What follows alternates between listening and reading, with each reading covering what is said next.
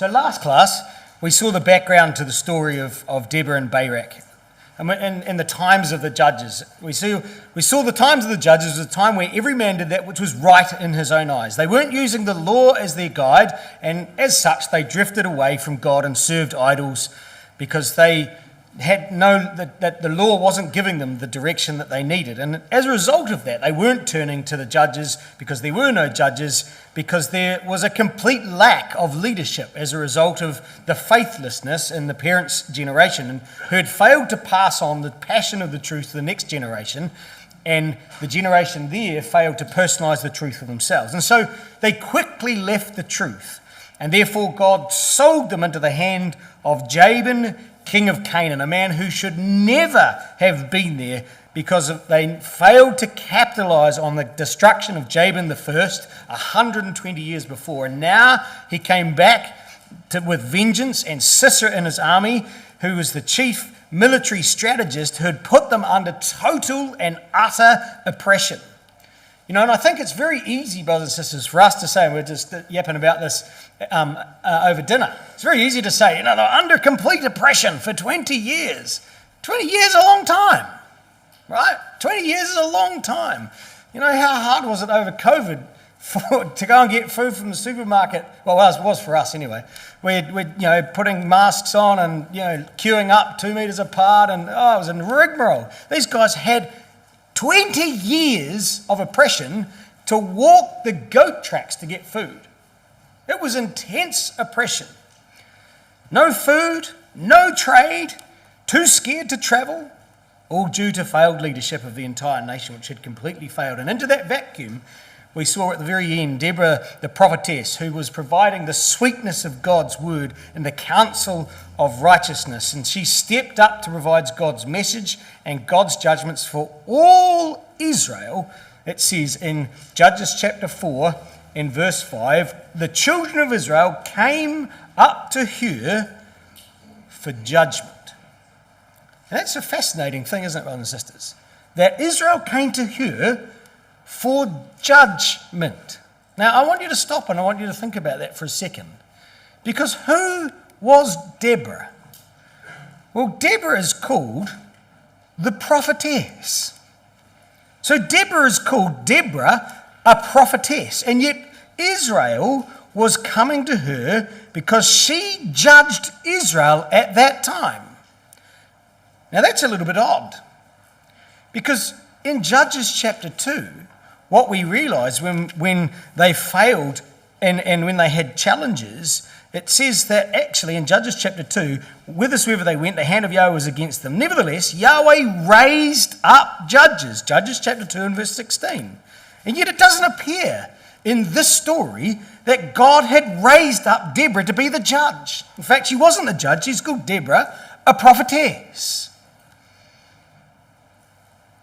Why is she a prophetess? What's going on in the story? You see, I think the answer to that conundrum, brothers and sisters, is that whilst God was with Deborah as she was a prophetess, she was not going to be the saviour that God was going to raise up to deliver Israel. No, in fact, there was another man who God had called to be raised up to be the deliverer of his people who wasn't doing his job. You see, that even adds more weight, doesn't it, to what Deborah saw the need of going amongst the Ecclesial, going amongst the nation of Israel, because there was a vacuum and a need, and so all Israel was coming to her. She was judging Israel, but she wasn't the judge. No, Barak was the judge. God had called him, but he was failing to stand up in his responsibilities. Whilst God had already called Barak, due to a lack of courage and a lack of leadership, he'd failed to respond to the call. And we're going to see how Deborah encourages and empowers and inspires Barak to demonstrate this true leadership. So here we go, verse 6. And so she sent, and she called for Barak, the son of Abinoam, out of Kedesh-Nephtali. Barak, his name, he's the commander, right? His name means lightning. His father was Abinoam. He's the father of pleasantness, or my father is delight. So he's a spiritual man who was living in a very interesting place. He's from Kedesh-Nephtali. And we're given the extra detail because there were many Kedeshes in the land of Israel. It's Kadesh in Naphtali. And Kadesh means, well, the sanctuary, and Naphtali means wrestlings. And perhaps the reason we're given the detail was because Barak of the tribe of Naphtali lived in a sanctuary, and it was more of a sanctuary than most. So what's remarkable about this city, Kedesh-Nephtali, is we're going to see a man who was growing up within the walls of a city that was more than just any normal city. And he's wrestling with his responsibilities. Do you know what Kedesh-Nephtali was, brothers and sisters? We know from Joshua chapter 20 and verse 7 and chapter 21 verse 27 that Kedesh-Nephtali was a city of refuge. A Levitical city of refuge where the priests lived.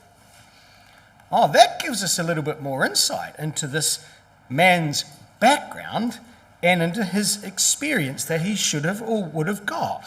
See, he was a man who grew up within the walls of a city of refuge, a sanctuary from the world where it was supposed to be full of Levites who were expounding the word of God and the law.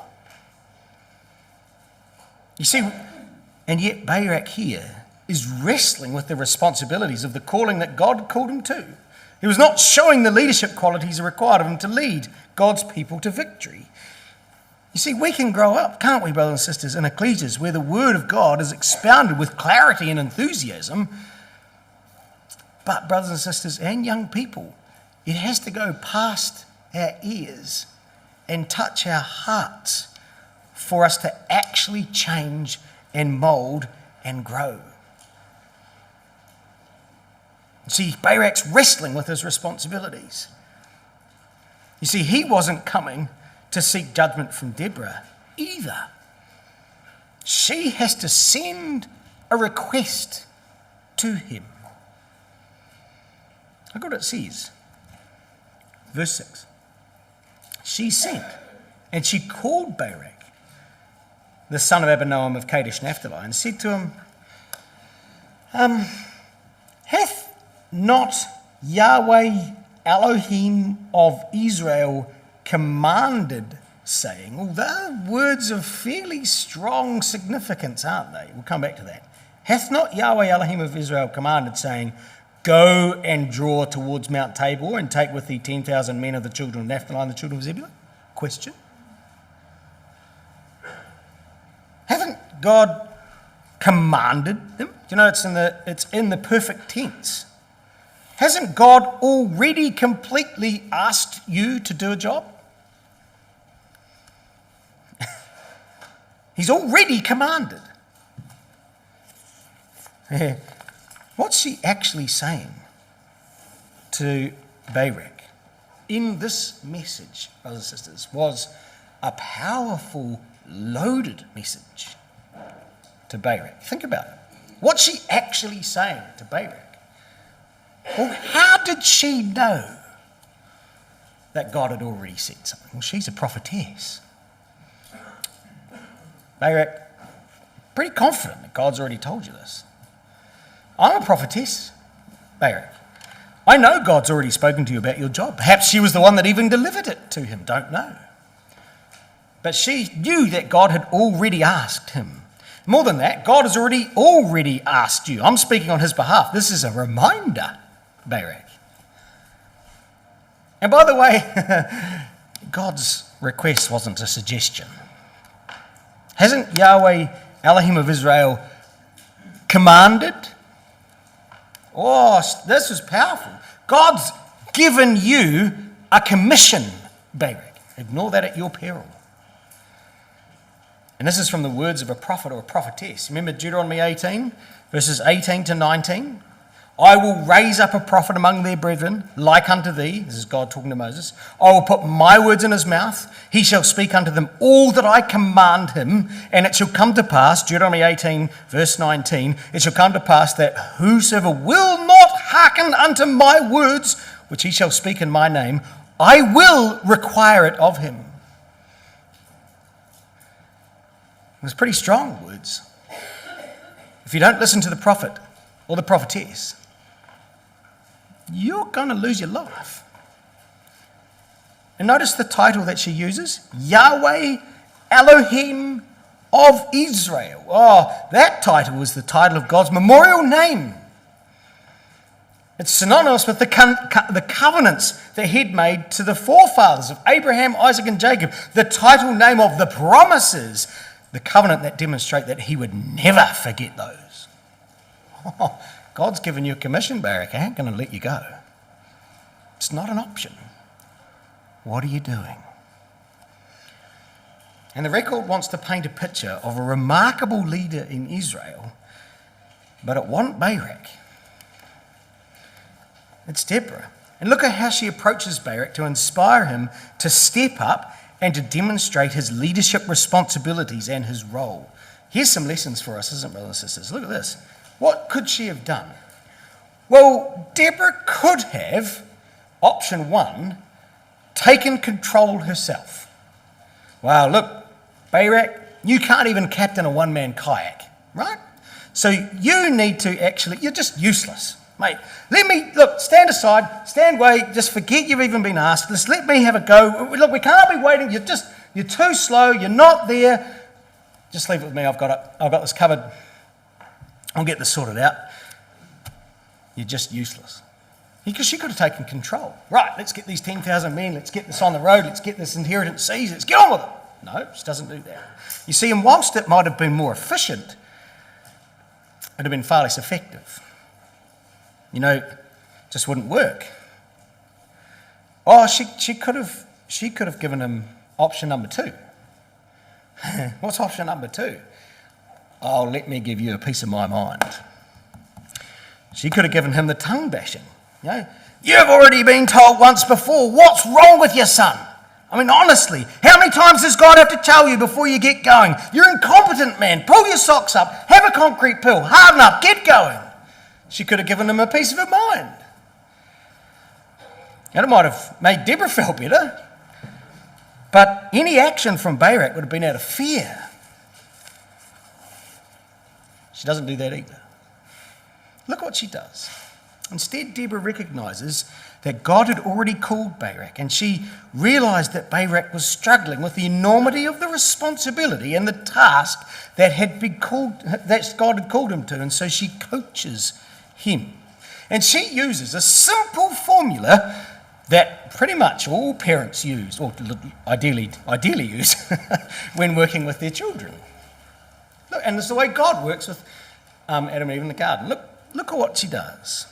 So she calls Barak aside. She sent in calls for Barak. She doesn't have a public conversation in front of everybody. No, she calls him aside to have a discussion in person, in private. First thing. Second thing. She doesn't tell him what to do, does she? No, she asks a question. She phrases a question to understand what the issue is, rather than making an incriminating statement. God does that with Adam and Eve in the garden, doesn't he? What does he do in the garden? Where art thou? What is it that thou hast done? You see, God uses a coaching model to try and help understand. He knew what had gone wrong, but he wants a confession and wants acknowledgement so that they might understand what the issues are to work through the problem. So, see, she questions or frames the issue as a question because she wants to understand what the challenges are that he's facing. And then step 3, she reminds him of his responsibilities and the plan as previously laid out. Look, mate, God's already given you a responsibility and a thing. You need to get on with it. And then she reassures and encourages him that God would be with him. She reassures him. Now, didn't God say that to go and do this? And that verse 7, I will draw unto thee the river Kishon, Sisera and the captain of Jabin's army with his chariots, and I will deliver him into thine hand. Didn't God give you the message that he was going to deliver you? It was all going to be done? Like, this is all good. Don't worry. God's got to be there to help. You see, she calls him aside in private, asks a question, reminds him of his responsibilities, reassures and encourages him that God would be with him, and coaches him into action by carefully and gently assisting him to be reassured of God's purpose and the need for Barak, therefore, to respond, knowing that God would protect him. And in here, brothers and sisters, lies some fantastic lessons for us when it comes to working with each other. No surprises, is there? You know, inspiring each other, regardless of our circumstances, requires careful and prayerful intervention and action. When working with each other, I think the first thing we have to start with is to never assume anything. Even when you think you might know the answer, asking questions really helps. You see, shooting first and asking questions later, you don't get too many answers from dead people. So not assuming and asking questions is really important. Seek first to understand before seeking to be understood is a really good formula to think. Try and think about that. Let's walk in someone else's shoes. Let's try and understand what's going on. You see, people come from all sorts of backgrounds. Nothing operates in a vacuum. We all have our own experiences. We all have our own challenges and hang-ups and problems that we're all working through or endeavouring to bury. Nothing ever happens alone or in isolation. So seeking to understand the problems so that together we can find the answers has got to be the answer when it comes to challenges in ecclesial life. You see, for Barak, brothers and sisters, he needed reassurance to have someone hold his hand. That was it. I need someone to go with me. It was an easy fix. Can you come with me? Yeah, I'll come. Cool. Can we go now? Yep. It was a simple fix. Barak needed reassurance. That's exactly what happened. See, often the solutions are quite easy once the challenges are properly understood. We can navigate together the way around them. So never assume, seek to understand before seeking to be understood. Second lesson, try to be outcome orientated in our discussions. No such word as oriented. Be outcome oriented. You see, prior to any discussion, if we actually took the time to think about what the outcome is that we're actually trying to achieve, that when we're in the middle of conversations, we can keep coming back to, what are we actually trying to achieve with this person? What's the outcome we need to do? You see, Deborah wanted Barak to take the lead and to lead Israel. And so she was outcome-oriented in her conversations. If you can think about how you can achieve the right outcomes rather than how you can win an argument, imagine how much more effective we would be. If we continue to focus on outcomes, we might actually change our approach when working with others. You see, for Barak, if Deborah had whipped him hard, Barak might have gone, but he could have chickened out at the end.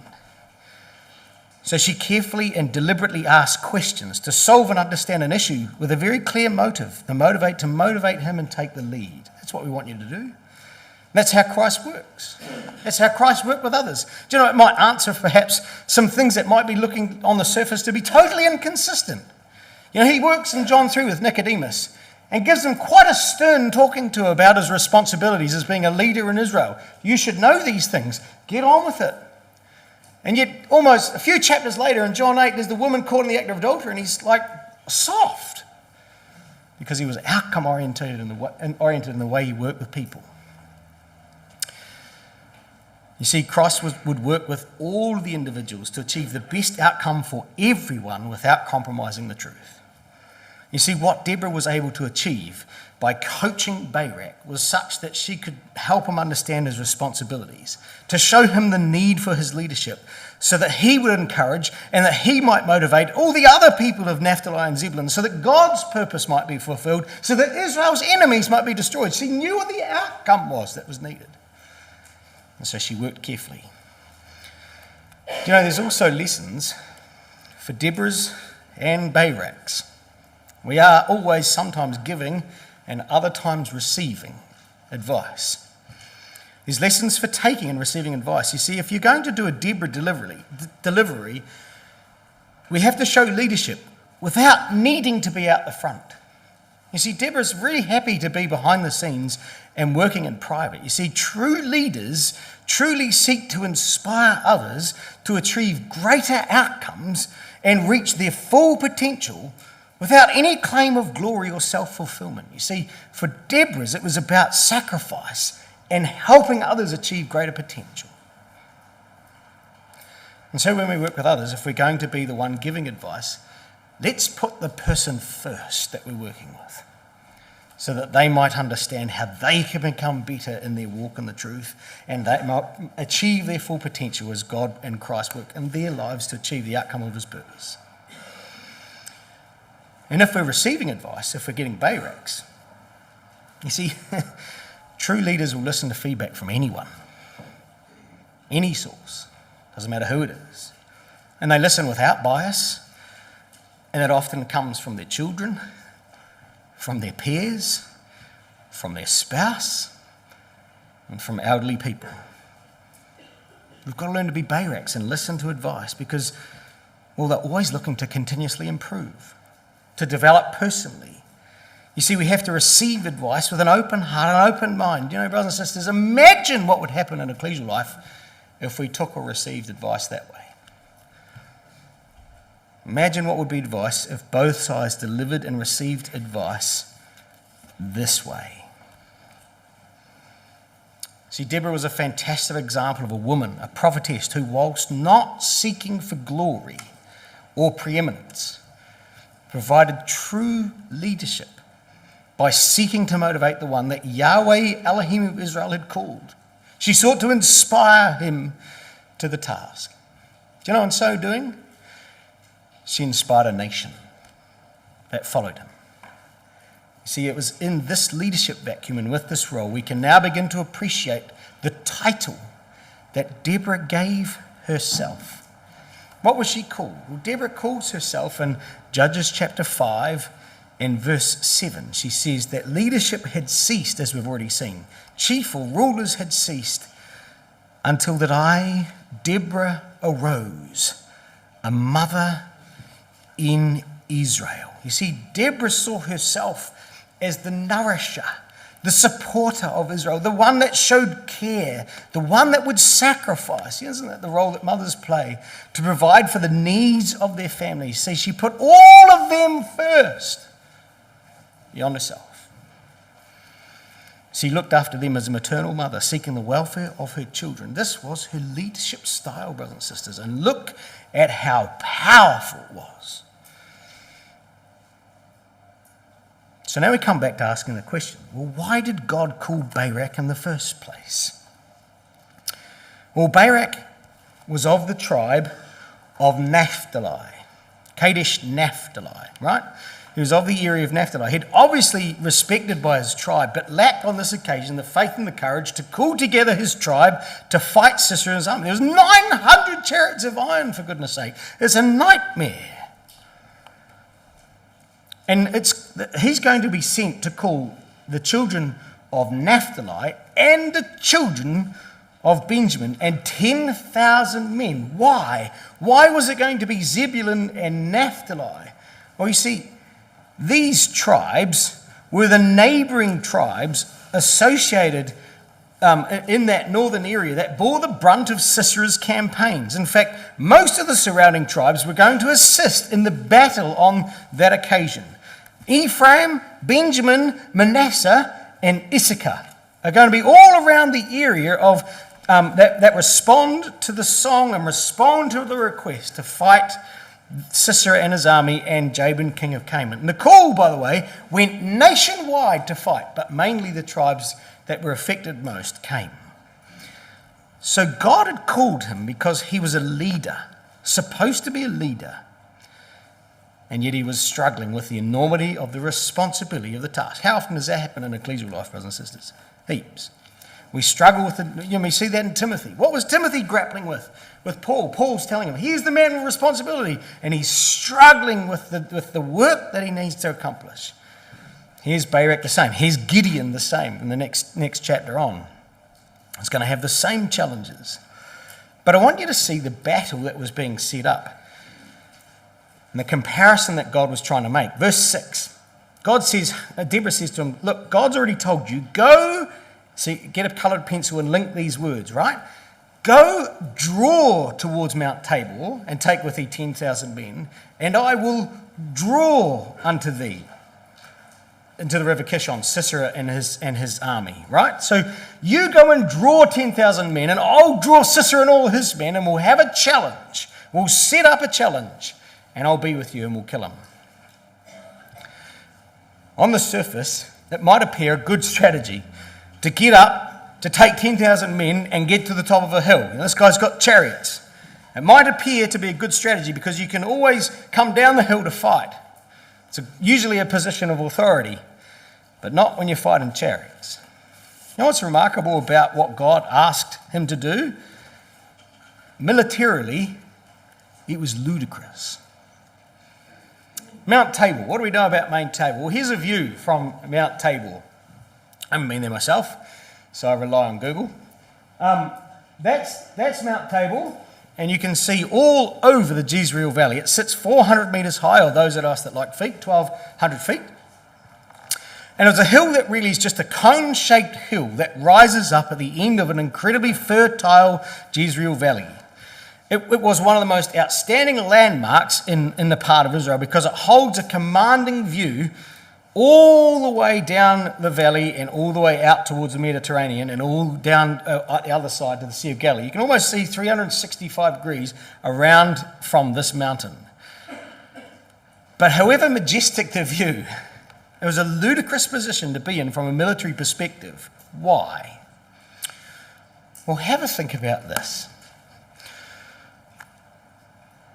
Sisera and his army had never really been able to capture or get individual people together because they were running through the goat tracks in the back country. And so when Barak comes and pulls together 10,000 men in one place, you can imagine how excited Sisera was. So Barak was to gather 10,000 men and to stick them up on the top of a mountain, totally isolated, totally surrounded, fully exposed and vulnerable to siege, and could easily be cut off from all possible help. That's how ludicrous that decision was. Sisera goes, you little beauty, let's have a go. So why is he told to get up there? Why to get up at the top of Mount Tabor? Well, the answer was obvious. God wanted Barak to learn to trust him. He was going to put him into a position of military challenge that without God, he was goner. And more than that, brothers and sisters, is that from this vantage point, God was going to show and to treat Barak and Deborah and to all his men the grandest military manoeuvring ever witnessed by man. 10,000 men were going to stand on top of a hill to see one of the largest parades of might, and then to see them utterly destroyed. From here, Barak was going to witness every chariot, every horseman, every foot soldier that Sisera could muster, a parade which would stretch across the entire Jezreel Valley as he marches to meet Barak. And that he would learn that God would defeat them.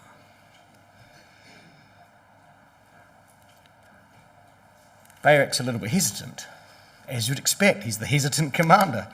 Verse 8. Here's Deborah. So Barak says unto her, okay, if thou wilt go with me, then I will go. But if thou wilt not go with me, then I will not go. You see, you colour in that expression, go with me, surely I will go with thee. And so he went, verse 9, with Barak to Kadesh. She went with Barak to Kadesh. And Deborah, it says, verse 10, went up with him. See, they were going to have to work together. She wanted Deborah's presence as God's representative to be with him. It wasn't going to be good enough, as far as he was concerned, that God would deliver Sisera into his hand. He needed the reassurance and the association of having God with him. But by requesting Deborah to go with him, he was revealing his trust deficiency, wasn't he, brothers and sisters? His request for Deborah to go with him was going to come with a trade-off. Because you don't quite trust me, says Deborah, Deborah says, verse 9. She said, surely I will go with thee, notwithstanding the journey that thou takest, well, it won't be for your honour. You're not going to claim this victory, for Yahweh shall sell Sisera into the hand of a woman. The journey's not going to be for your honour. He's going to sell Sisera into the hand of a woman. You see, before, Yahweh was going to deliver him into thine hand, says verse 7. I'll deliver into thine hand, says God. But because you have this trust deficiency, well, the trade-off is going to be you don't get the glory of this battle. He's going to now sell it into the hand of a woman. You see, link those two thoughts and ideas. I'll deliver him to thine hand. No, you've got a trust deficiency. He's going to be sold into the hand of a woman.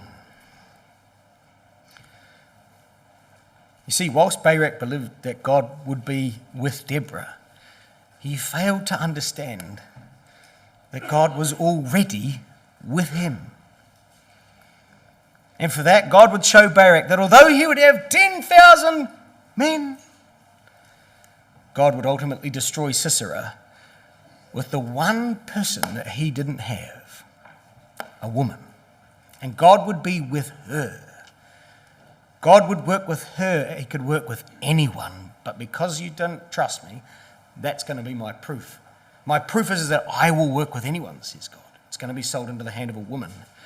Question: who do you think Barak thought that woman might be?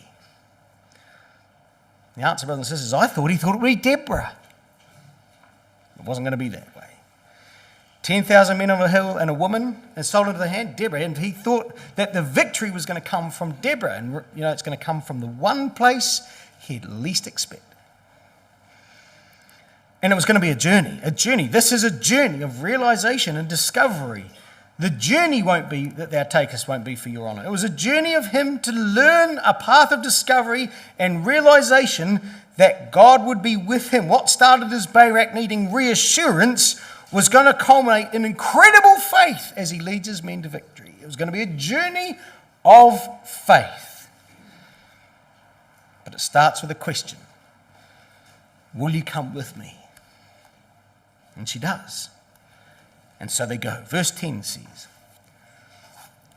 so Deborah arose and went with Barak to Kedesh, and Barak called Zebulun and Naphtali to Kedesh. And he went up with 10,000 men at his feet, and Deborah went with him. You see, it was going to be a community that would go with them. It's remarkable, isn't it? Here's a leader who stands up, and because Deborah's at his side, 10,000 men join forces to go up Mount Tabor. And so they go up with him. And they're on foot, we know that. 5 verse 15 says that they were all on foot. And so verse 11 and 12, Heber the Kenite, which was of the children of Hobab, the father-in-law of Moses, which had severed himself from the Kenites, pitched his tent in the plain of Zanaim, and which was in Kadesh. We'll leave that verse. We'll come back to that in our exhort tomorrow. They showed Sisera that Barak, the son of Abinoam, was gone up to Mount Tabor. And Sisera gathered together all his chariots, even 900 chariots of iron, and all the people that were with him. So Sisera is sitting at home, and he gets the news, a knock on the door. Barak's gone up in Mount Tabor. He's 10,000 men. You can imagine it. Barak sitting on the couch, feet up, newspaper, right? Coffee in his hand, reading current events. And all of a sudden the news turns up. Barak's gathered an army. They've gone up to Mount Tabor. And you can imagine Sisera slamming the paper down. Bang, you little beauty. And he just grabs whatever he can find and muster. You gotta be joking. What a nutcase. Let's go. And so he's off the couch, quick as a wink. Now's our chance. We can wipe them out once and for all. This is the golden moment. Thank you. Let's go. And the people have been avoiding all the public places. There's 10,000 in one spot. Here he goes. Barak's just committed strategic military suicide. A massive military mistake. And Sisera gathers everyone he can find. All hands on deck. Look what it says. So Sisera, it says, Verse 13, gathers together, and here's your key expression, all his chariots, even 900 chariots of iron, and all the people that were with him. And there's your contrast, right? All the people that were with him, here's Barak and all the people that were with him. And they go from Harosheth of the Gentiles unto the river Kishon. That's how long the command was. He gathers everyone he can, everyone on deck. It's going to be a showdown. The showdown was going to happen on this occasion.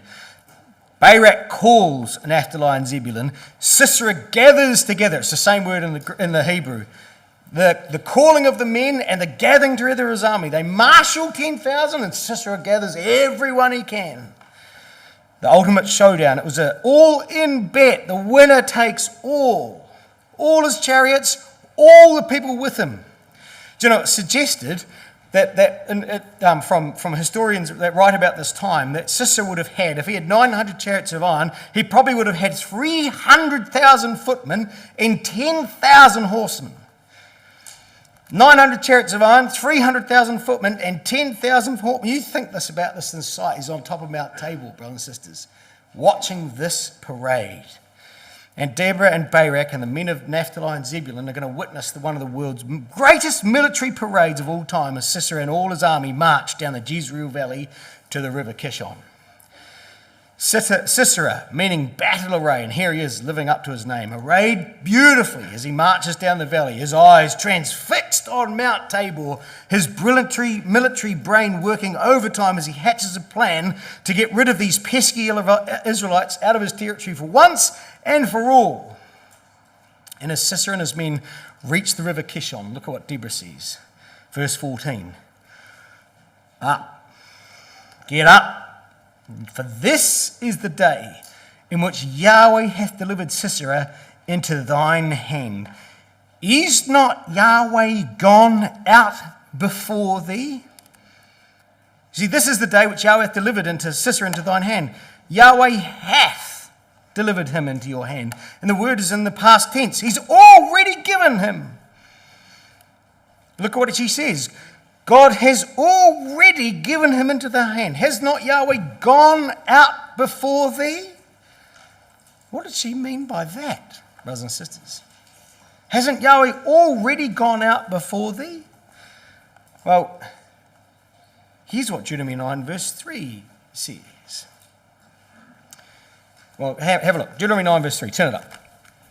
Here's what God said, or Moses said about what God would do. Deuteronomy 9 verse 3. Look what it says. Hear, O Israel, verse 1, thou art to pass over Jordan this day to go and to possess nations greater and mightier than thyself, cities greater and fenced up to heaven, a people great and tall, the children of the Anakim whom thou knowest and of whom thou hast heard say, who can stand before the children of Anak? Understand therefore, says Moses, that Yahweh thy God is he which goeth over before thee as a consuming fire. He shall destroy them. He shall bring them down before thy face. So shalt thou drive them out and destroy them quickly, as Yahweh hath said unto them. What does she mean, brothers and sisters? Hasn't Yahweh already gone out before thee? You see, I think, brothers and sisters, is what Deborah was saying was, well, as Moses had instructed that when they were about to pass over to the promised land, they would realize that Yahweh would go and destroy them, and they already had. God had already destroyed them. Therefore, so shalt thou drive them out. Yahweh already has done that. Today's the day. You've got the opportunity to finish the job. You can go and do this. This is the opportunity that your parents' generation failed to capitalize on. That's the job. God had already taken with Joshua in the military campaigns. Now you can finish it because they didn't, says Deborah. Get going. You see, this was their opportunity to finish the job that their parents had failed to do. Get going, she says. Yahweh's already gone out before thee. This is now your chance to finish it. So perhaps that's what she meant. And there's another way in which I think she meant. You see, because Yahweh had physically gone out before them. God was going to witness and show Barak exactly what was going to come up and destroy them. You see, because as Sisera and his men rolled down that valley, they wouldn't see what was coming up behind them. Because behind them, Barak and his men could witness a huge storm brewing, so that the dust cloud of Sisera's army paled into insignificance as the bank of storm clouds raced up the hill country of Judah. And as Barak and his men charged down from Mount Tabor, the storm that was coming up behind Sisera and his men knocked them off their feet and exploded with terrifying force. Look at what it says. So Deborah says, so Barak went down from the Mount Tabor and 10,000 men after him, and Yahweh discomfited Sisera and all his chariots. Well, what was happening behind him? What was the discomfort? Well, turn over the page of Judges chapter 5 and look at verse 20. So the kings came and fought, verse 19, then fought the kings of Canaan in Tanakh by the waters of Megiddo. They took no gain of money. They fought from heaven. The stars in their courses fought against Sisera, and the river of Kishon swept them away. The ancient river Kishon, O my soul, he says, thou hast trodden down strength. And what happened on that day was that the rain and the hail fell in torrential proportions, with the force of the wind blowing horizontally into the approaching army like lightning bolts, completely destroying them and blinding them. The sky was filled with flashes of forked lightning bolting across the heavens with thunderous explosions as God revealed his presence, a piece of his majesty. We know that. Look what it says in verse 4 of Judges chapter 5. Yahweh, when thou wentest out of Seir, when thou marchest out of the field of Edom, the earth trembled, the heavens dropped, the clouds also dropped with water. It looked so much that the mountains melted from before Yahweh, even that Sinai from before Yahweh, Elohim of Israel. You see, if they'd been alive at the time of Mount Sinai, in Exodus chapter 19, it would have all felt familiar, says Deborah. It would totally be deja vu. You see, the earth would tremble. It was made like waves. The word translated as the word to shake or shook. It was like an earthquake, but it was moving like waves. Right? It was just water moments, and the heavens just dropped. The thunder and lightning would descend. The clouds would just drop and melt water to the point where it looked like the mountains were just melting, overflowing. The rain just bursting from the hilltops. You see, and just like in Exodus chapter 19, and verse 16, when the Israelites were terrified, and Moses says in Hebrews 12 verse 2, I exceedingly feared and quaked, his knees knocked together for fear. So was the battle of epic proportions as Yahweh unleashed upon Sisera and his men a torrent of his water and his majesty as the heavens exploded in their face. And so it was that as Barak and his men tore down Mount Tabor, Yahweh unleashed his rage upon Sisera. And you know what it says? Look what it says, verse 15. Yahweh discomfited him and all his chariots. So that's a fascinating word to use, brothers and sisters, young people. He discomfited him. Do you know word? It means to put into commotion. To put into total disarray. What did Sisera mean, brothers and sisters, young people? Sisera meant battle-like array. This was the man who was the military strategist, who put everything in order, and God just totally undoes him. Puts him into, discomforts him, put into complete disarray, and Sisera is totally outclassed. So how did this happen?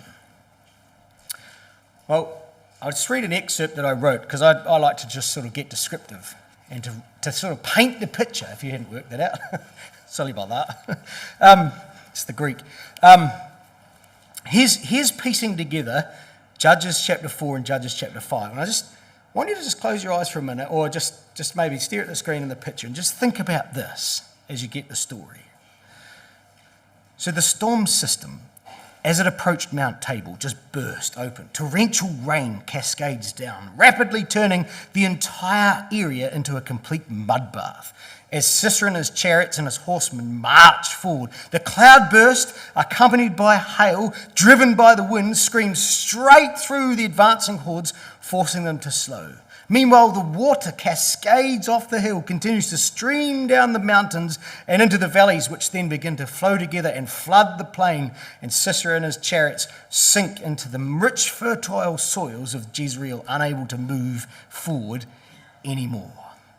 The lightning, thunder, and the earthquakes completely spooked the horses, causing them to rear up and bolt in their terror, and in their madness they thrashed about, slipping out of their harnessing, tangling themselves into such a mess. Halters, bridles, saddles, everywhere. In panic they trampled soldiers, footmen, themselves breaking bones and killing the men and themselves. And now Sisera and his army stands still. What was a moving motion now stood still, and it's at that moment Barak and his men hit them with full force. And the battle is hand-to-hand combat, and it's every man for himself. This whole battle now is on foot. And still the floodwater came. As Sisera's men turned to flee, the mud slows their retreat, and Barak and his men, hard on their heels, gave chase. And so in verse 16 it says that Sisera and his men fled for home. Barak pursues after the chariots and after the host unto Harosheth of the Gentiles. And all the host of Sisera fell upon the edge of the sword. There was not a man left. They fled for Harosheth of the Gentiles.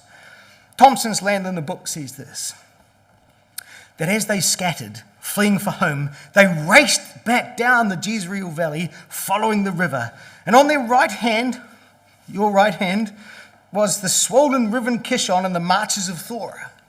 They had no alternative but to make for a narrow pass which would take them by the river unto Harosheth. The space, however, becomes more and more narrow until within the pass there's only a few rods wide, only 20 meters wide. And the horses and whatever was left of them and the remaining men all mixed in this horrible confusion, jostling and treading one another down as they raced for Harosheth. The river, obviously deeper and swifter than anywhere before, runs zigzagging from side to side of the vale, just up until it reaches the castle of Harosheth, where it dashes itself up against the perpendicular base of Carmel and around the corner. And there was absolutely now no longer any possibility of avoiding it. Rank upon rank of flying hosts plunged madly into the river, causing those behind it crashing deeper and deeper into the tenacious mud on the banks of that river. And there they stuck fast, overwhelmed, and are swept away by their thousands. Deborah sings, the river Kishon, she says, oh, that river Kishon swept them away. The river Kishon, O my soul, thou hast trodden down strength. Judges 5 verse 21. You see, that's how God would go with them. And so complete was the devastation and the destruction. Verse 16 says that there was not a man left. And you cannot miss the parallel to Joshua 11, can you? That's what Joshua had done with Jabin, king of Canaan, number 1. And here on this battle, they took out Sisera and all his men, and there was not a man left. Not unto one man left. His entire army, everything he had, chariots, horses, everything, wiped out. Judges 11 verse 8, put that in your margin. They smote them until there left none remaining. Do you know that was the promise? That was what was required of them. Deuteronomy chapter 20 says that, but of the cities of these people, which Yahweh your God doth give thee for an inheritance, thou shalt save alive nothing that breatheth, but thou shalt utterly destroy them. And so they finish and fulfill exactly what Moses had asked on this occasion. They took the opportunity, brothers and sisters, to finish the job. Barak and his men knew that the only reason they were having to fight them now was because their parents had not. And so they wanted to complete the mission their parents had failed so many years before. Dear brothers and sisters, that's the lesson from tonight, isn't it? You see, true leadership is outcome-oriented. And more than that, it has both the vision and the tenacity to see things through to the end. See, we have to become completer finishers in the truth. Leadership is not demonstrated by starting something in earnest, but finishing it as well. You see, it requires us to follow through with the discipline and the tenacity on resolutions that we make long after the spirit in which we made those resolutions has passed. That's true leadership, isn't it? A completer finisher. It's easy to give up, but to do that and to finish, we have to look at why we decided we needed to do things and finish the jobs we begin. It's too easy to give up. We've got to not only win each battle, but ultimately we've got to keep our focus and attention in order to win the war. But brothers and sisters and young people, whilst it says that there was not a man left, or that there was only unto one, not everything was destroyed. One person had positioned themselves for a rapid retreat, just in case things went wrong. Sisera was a brilliant military strategist. Always had plan B, the escape plan. But brothers and sisters and young people, God had prepared something extra special for Sisera. And his destiny awaited as he exited stage left. Do you know why, brothers and sisters? Well, God had pegged him for destruction and he got completely nailed.